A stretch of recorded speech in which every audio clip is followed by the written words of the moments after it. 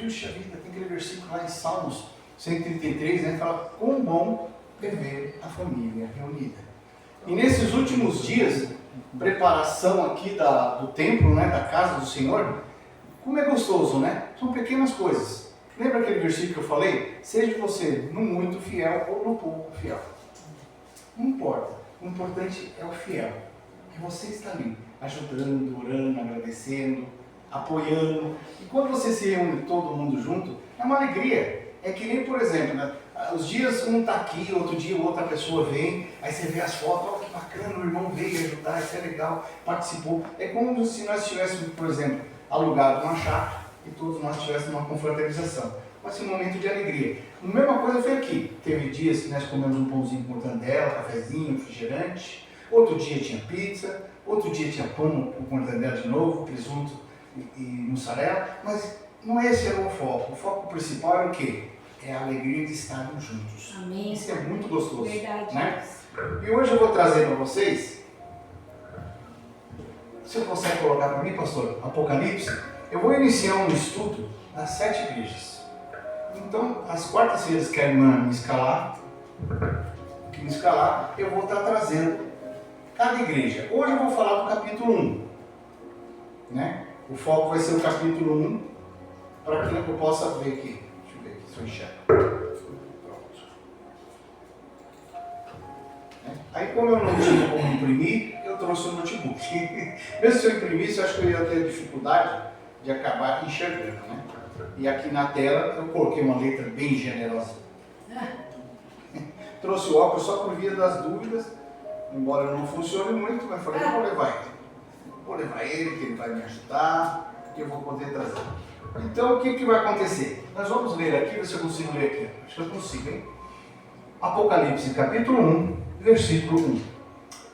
Revelação de Jesus Cristo, o qual Deus lhe deu para mostrar aos seus servos as coisas que brevemente devem acontecer, e pelo seu anjo os enviou e as notificou a João, seu servo, o qual testificou da palavra de Deus e do testemunho de Jesus Cristo e de tudo que tem visto.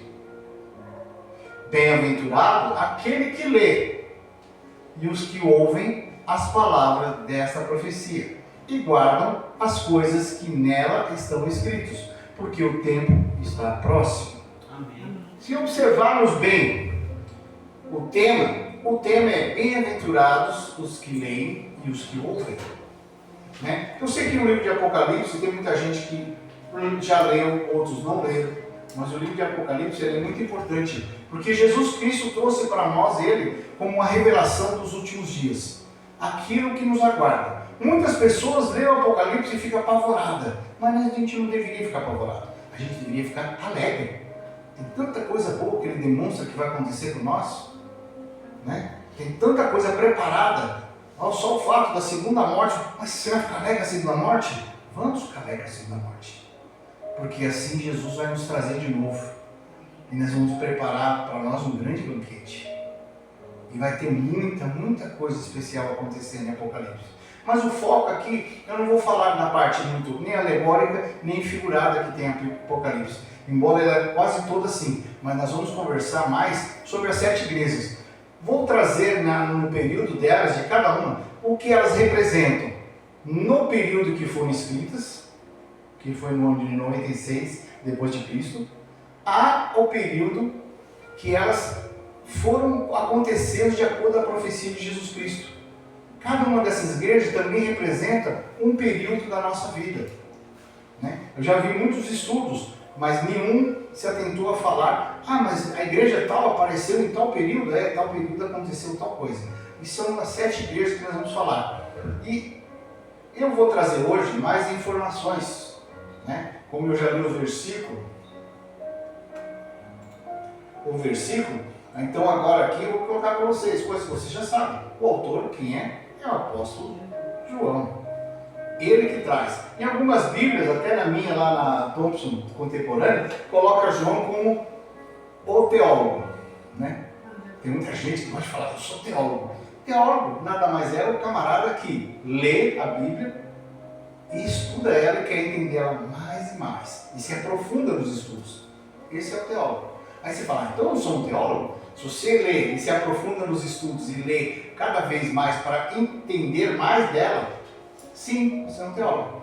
Já falava João mesmo num dos seus versículos, lá em 8,32, não precisa nem abrir, pastor.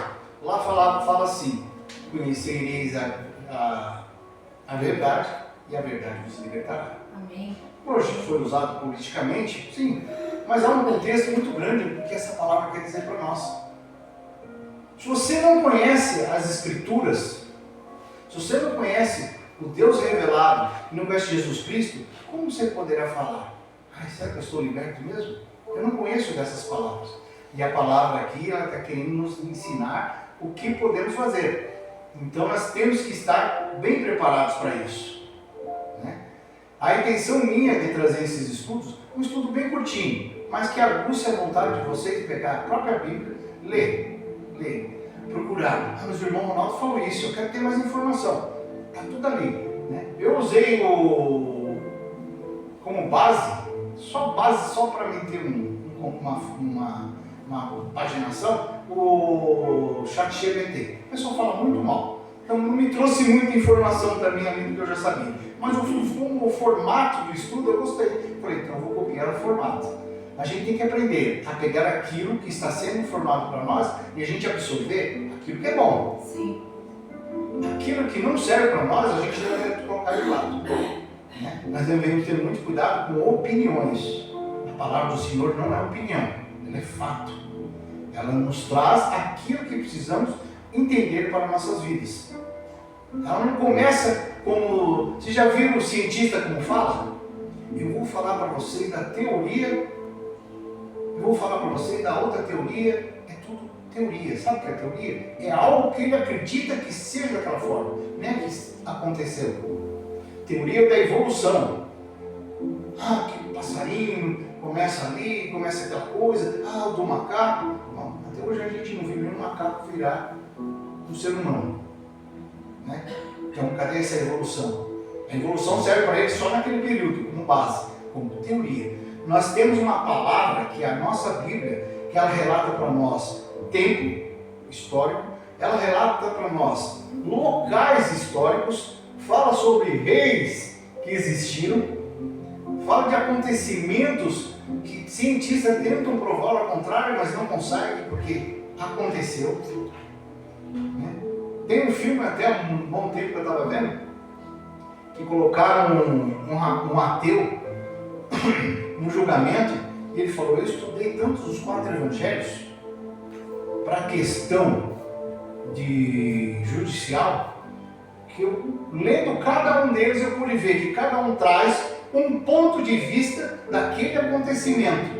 Nenhum deles altera o fato, a forma, mas eles engrandecem com ilustrações e informações que colocam a Bíblia como real. Embora o inimigo quer falar que ela existe. Foram homens que escreveram. Isso é normal, irmãos. Jesus Cristo falou para nós, por causa de mim, odiarão vocês. Por quê? Porque nós somos a palavra. E tanto é que nós podemos ver que governos, que partidos, que pessoas não gostam do simples fator Deus, família. Eu nem vou falar da pátria porque seria político, mas vou falar de Deus e família. O que nós representamos hoje ainda é algo que incomoda muito o inimigo, o sagaz. Caso vocês não saibam, o islamismo também tem um plano maravilhoso para o Brasil. Mas enquanto os cristãos permanecerem firmes, essa geração nossa, eles não conseguem. Então o que eles fazem? Vou apoiar ONGs, vou apoiar partidos que detestam família, que eles fazem um trabalho para mim, porque quando eu chegar lá já está fácil. Eu vou apresentar uma maravilha. Né? A outra entrevista que eu vi, um rapaz perguntando para o islâmico, mas qual vai ser as 3 bases do islamismo quando chegar? 1, vamos oferecer a verdade de Alá. Mas se não aceitar, não tem problema. Vamos passar para ele que Allah está fazendo para ele. Mas não tem muita diferença, mas e é isso, não continuar aceitados. Aí nós tomaremos tudo que eles têm e mataremos eles, porque eles são infiéis. Porque aqueles que aceitarem andar no nosso caminho serão nossos fiéis em Allah. Então nem tudo é mar de rosas. Nunca achem que aquilo que está sendo oferecido, muito bom, bondosamente, é algo bom. Tem uma grande verdade por trás. Aí se vocês pesquisar bem sobre o islamismo, você vê que, por exemplo, o que está acontecendo na Nigéria está sendo falado muito pouco. Acho que eu, o pastor, nós temos colocado nos grupos, né, para dar informações de acordo com a gente pega. Mas a África ela foi dominada pela China. O Islã, meu cunhado está lá, acho que há 40 anos, num projeto. Ele não pode se declarar cristão, ele tem que se declarar como uma ONG, porque a esposa dele é americana, então eles ficam lá. Mas o islamismo chegou lá de uma tal forma forte e está convertendo muito mais do que os cristãos, porque eles oferecem coisas. E vocês sabem, né? É aquela velha historinha das tribos, né? Quando o Cristóvão Colombo chegou, quando outros chegaram, quando outras embarcações chegaram, o que eles faziam quando chegavam numa ilha nova? Ia com espelhinho, ia com tecido, ia com coisas novas. E assim é feita a compra de qualquer pessoa.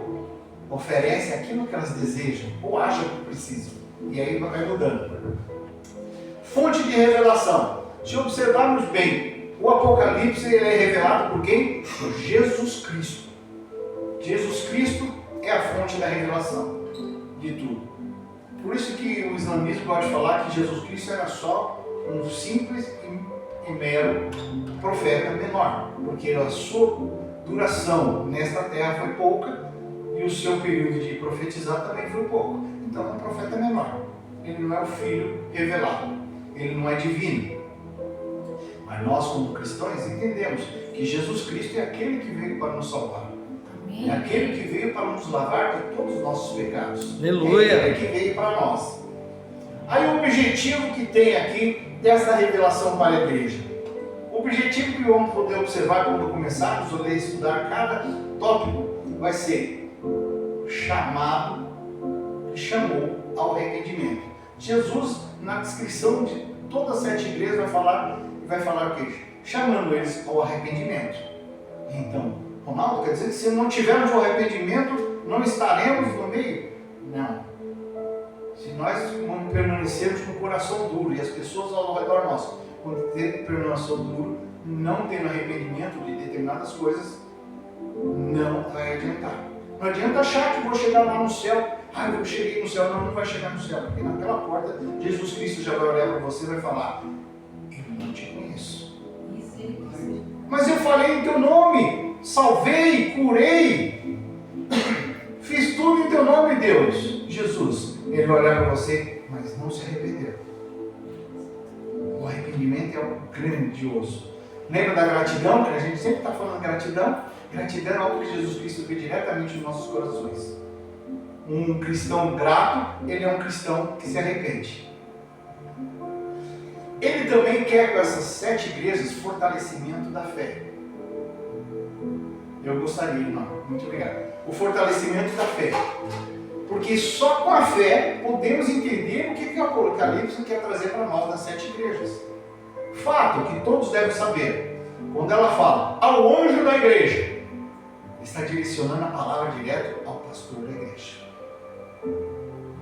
Aquele que é o responsável. Mas como assim, irmão? Caso vocês não saibam, quem almeja ter,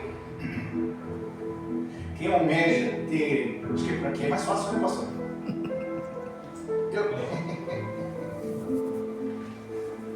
Muito obrigado.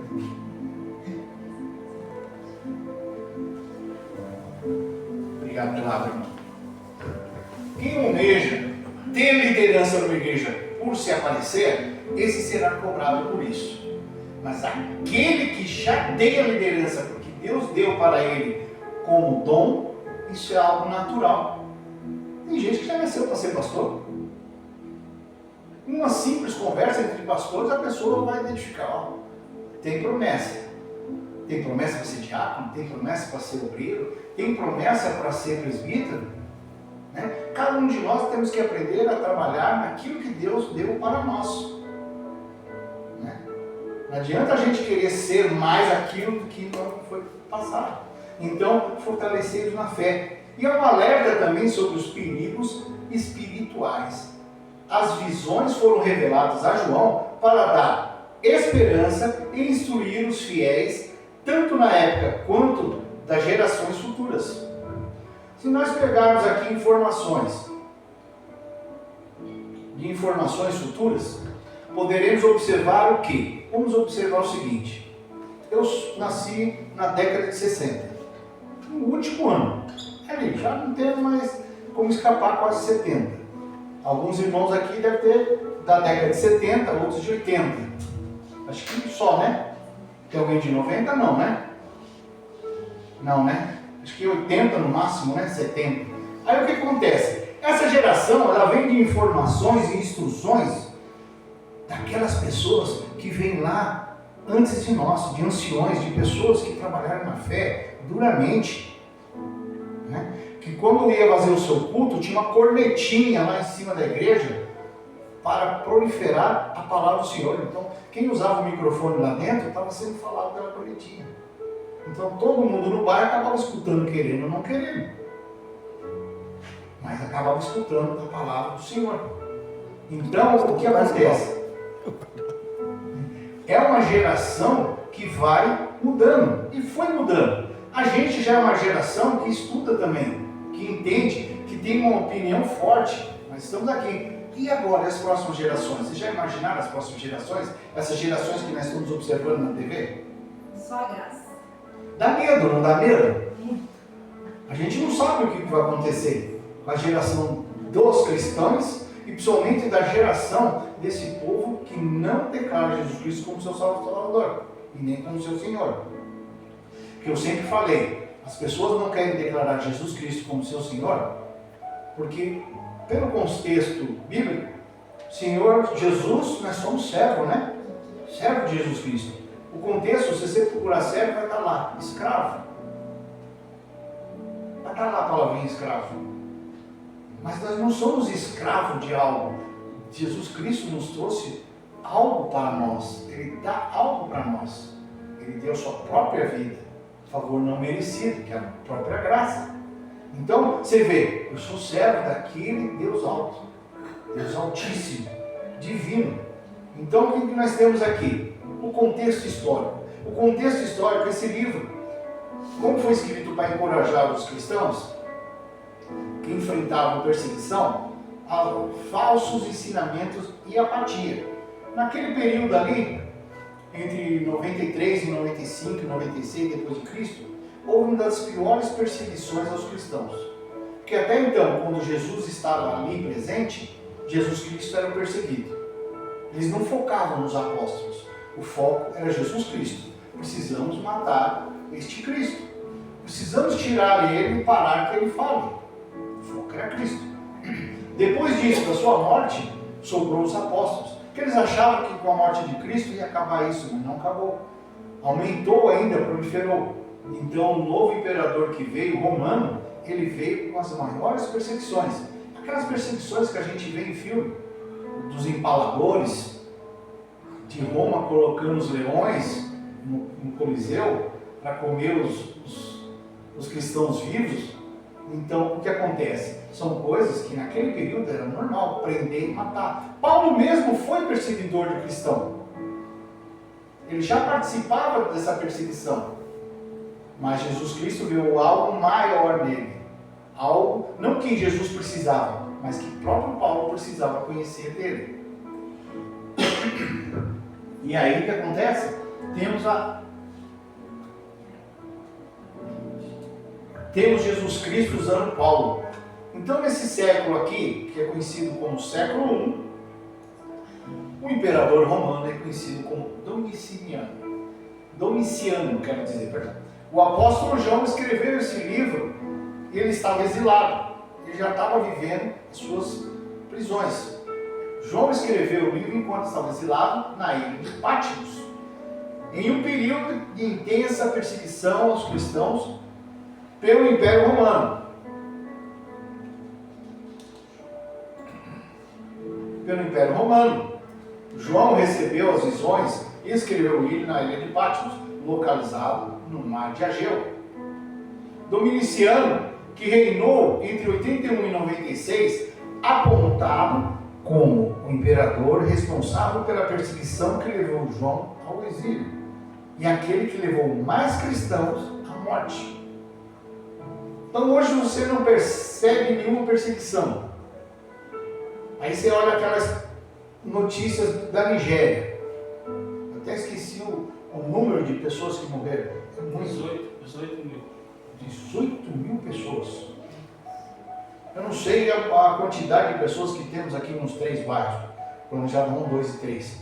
Mas se do nada 18 mil pessoas desses 3 bairros fossem perseguidas e assassinadas e fosse aberto covas para nós enterrarmos ela, aí a gente ia ter uma noção.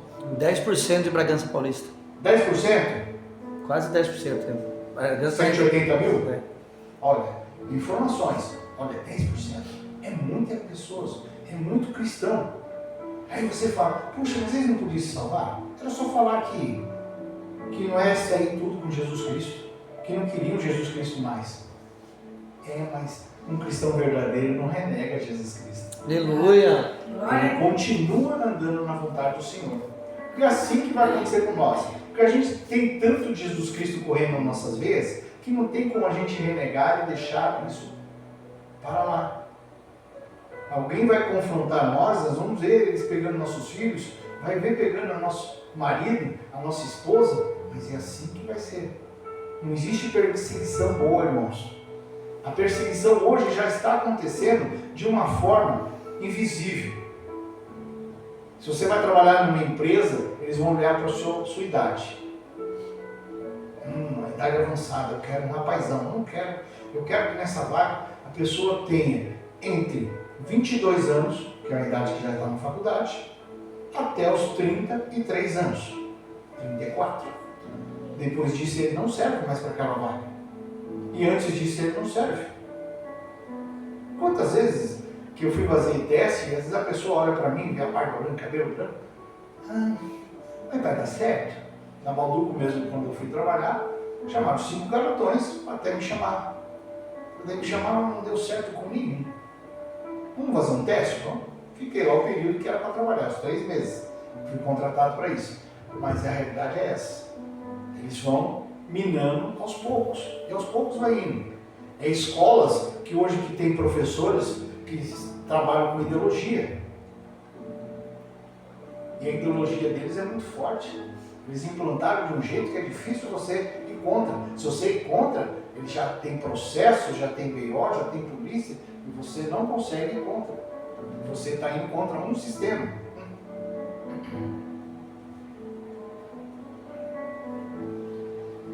Já está terminando já. Então, irmãos, a realidade desse estudo é abrir nossos olhos para ver. E a palavra de ensino, a profecia de Jesus Cristo, ela é muito forte para nós. Né? Quando nós começarmos a entrar nas primeiras igrejas, vai ter muita informação rica, muito bacana para estudar. E vamos poder ver aquilo que Deus está praticando e passando para nós. Né? Eu já deixei mais ou menos tudo preparado aqui, e aí conforme você me chamar, vou passando, sem problema nenhum, de acordo com o seu tempo. Mas Jesus Cristo é a maior fonte de tudo para nós. É por causa dele que estamos aqui hoje. É para ele que nós estamos aqui. Né? Aleluia. Estamos num novo trabalho, numa nova oportunidade. Oramos tanto, né, pastor? Né? Vamos lá, né, pastores? Vamos lá que vai mudar, talvez o local seja diferenciado, possa chamar mais pessoas, seja mais fácil. A gente não sabe. A gente põe em oração e espera a resposta de Deus. A resposta vem, a gente fica olhando, mas eu queria aquele outro salão. Aquele outro salão, mas era R$3.000. Será que é a resposta de Deus, o outro salão? Aí Deus põe um salão na nossa mão. Num bairro que todos nós conhecemos e todos nós sabemos que são conhecidos, cada um dos pastores aqui. Né? Isso facilita muito mais. né? Pessoas vão nos visitar, as portas vão estar aí abertas, né? Tudo foi feito com muito carinho para que acontecesse dessa forma. Deixa eu ver, pastor, você põe lá para mim Apocalipse de novo? Aleluia, Deus. Poderoso é o teu Finalizando, nome. irmãos. Grandioso é o teu nome, Jesus. É no versículo que fala que leem e ouvem. Isso. A palavra-chave desse culto é: bem-aventurado aquele que lê e os que ouvem as palavras dessa profecia e guardam as coisas que nela estão escritas, porque o tempo está próximo. Deus está mostrando, nós estamos vendo na imagem das TV. Embora muitas vezes não querem demonstrar para nós, esse período agora já apareceu aí, que eles estão falando um novo, conhecido como o novo anticristo, que é o genro lá do Trump. Não sei se é ele, mas eu sei que a palavra, quando a gente lê e ouve e conhece os sinais, vê que está faltando alguma coisa ainda. Vê que tem coisas faltando. E que quando Jesus Cristo revelar isso para nós, todos nós vai sabermos. Não é só um, não vai trazer a revelação para um para que ele revelar para todos. Todos vão saber.